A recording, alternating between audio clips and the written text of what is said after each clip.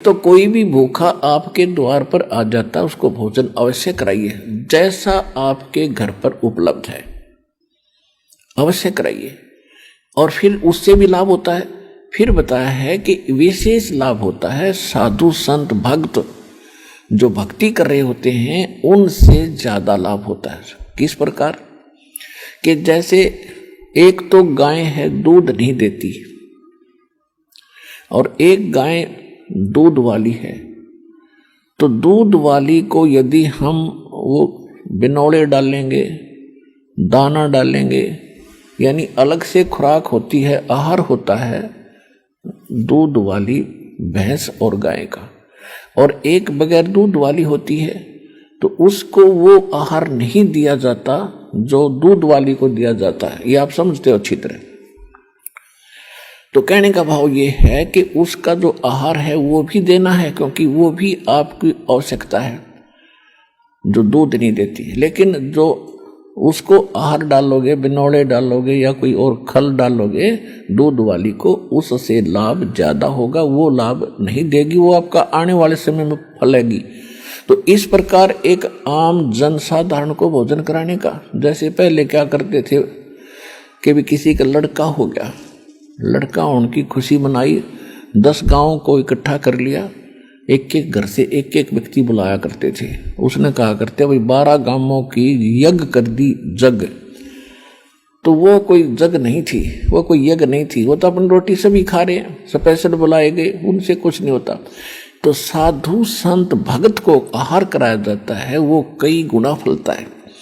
अब जैसे आप यहाँ दान करते हो, यहाँ टोटली भक्त आते हैं, चाहे किसी ने नाम नहीं लिया है, वो भी परमात्मा की प्यारी आत्मा है, तभी तो इस दरबार में आया। नहीं तो आगे सामने गजा है, कार में बैठ के खे देशी की जई कर करने को क्यों बन गया, क्या है रही हो क्या है, फिर पता चलेगा जब तेरी ब्रेन माटी होगी क्या है यो यहाँ पर। तो अब यहाँ जो आते हैं वो अच्छी आत्माएं आती हैं। इनको जो आपका जो दान आता है, ये तो आपके खुली किताब है यहाँ तो सारी। जो भी दान आप करते हो सारा परमात्मा के भंडारे में, यहाँ की व्यवस्था में, यहाँ यज्ञ हवन में, यानी सब प्रकार का यहाँ लगाया जाता है। तो ये भक्तों को खिलाया हुआ, भक्तों को दी हुई सुविधा ये कई गुना फलती है। तो कई भक्त पहले के भ्रमित होते हैं कि जी मैं तो घर में पाठ कराऊंगा, क्योंकि उनको वह परंपरा का पता है घर में पाठ कराने से वो ने सोचा घना लाभ होगा। नहीं, घना लाभ तो यहाँ होगा। वहां तो 4 आदमी खाएंगे, 10-20 यहाँ देख कितने पुण्यात्मा। और फिर पाप आप कहीं कर दियो, चाहे जंगल में छुप के कराइयो, पाप आपके मस्तक में लिखा जाएगा। और धर्म ने कितना कर लो, आपके मस्तिष्क में लिखा जाएगा, उसका फल मिलेगा। तो यहाँ किया हुआ फल यूं ज्यादा लाभदायक है, इसलिए आप फल रहे हो फटाफट। और एक शास्त्र अनुकूल साधना है, परमात्मा ने फार्मूले बता रखे हैं, इन फार्मूलों को अपना कर आप चलियो, देखना कैसे लाभ ना हो। और फिर जैसे आप शुरू में आते हो, आपके पास कोई पुण्य नहीं है, पुण्य खत्म हुए तभी तो आप दुखी हुए। तो पहले परमात्मा की शक्ति सतलोक से आती है, दास के चलता फिरता एक पावर हाउस है भगवान का, और वो फिर आपको आशीर्वाद से चार्ज किया जाता है। फिर आपको विधि बताई जाती है कि अब आप स्वयं अपने पैरों पर खड़े हो, ये साधना करो, कमाई करो, ये तुम्हारा संग्रहित होगा। और जो हम आशीर्वाद देते हैं वो तो आपके कष्ट को हल्का कर देता है और आपको विश्वास बनता है कि हाँ भगवान है। तो फिर ये क्रिया बताई जाती है कि अब डट कर भक्ति है। कबीर साहब ने फार्मूला बताया है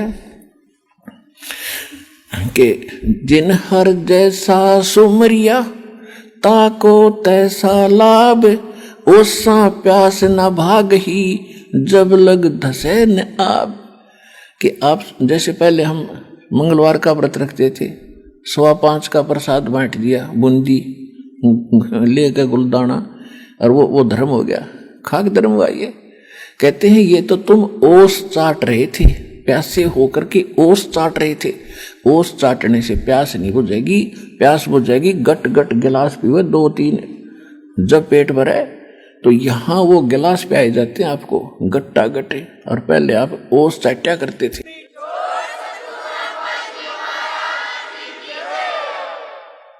गुरु बिन माला फेरते, गुरु बिन देते दान, गुरु बिन दोनों निष्फल हैं, जय पूछो वेद पुराण। इस पृथ्वी पर कोई गुरु नहीं, इस सतलोक आश्रम बरवाला के अतिरिक्त कोई सत्साधना नहीं। तो जहां भी कोई साधना कर रहा है बोला भक्त, वो अपना जीवन नाश कर रहा है। गीता में लिखा कि कुपात्र को दिया हुआ दान कभी नहीं फलता, सुपात्र को दिया हुआ दान तुरंत लाभ देना शुरू कर देता है। तो ये स्थान है, ये दास है वो सुपात्र, और डट कर दान करो और फिर देखना।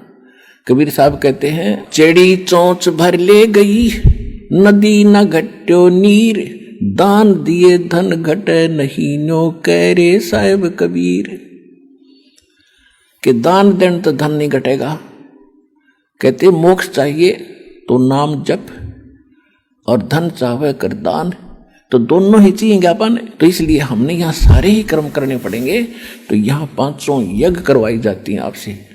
एक यज्ञ है धर्म की, दूसरी यज्ञ है ध्यान, और तीसरी यज्ञ हवन की, चौथी यज्ञ प्रणाम, और पांचवी ये तत्व ज्ञान रूपी यज्ञ है। तो ये 500 यज्ञ सतलोक आश्रम बरवाला, जिला हिसार हरियाणा के अतिरिक्त इस पृथ्वी पर नहीं है, 21 ब्रह्मांड में नहीं है। आज मान लियो, चाहे 10 साल पाछे मान लियो, या माननी पड़ेगी आप। और जितना जल्दी मानोगे उतनी आपकी किस्मत जल्दी खुल जाएगी।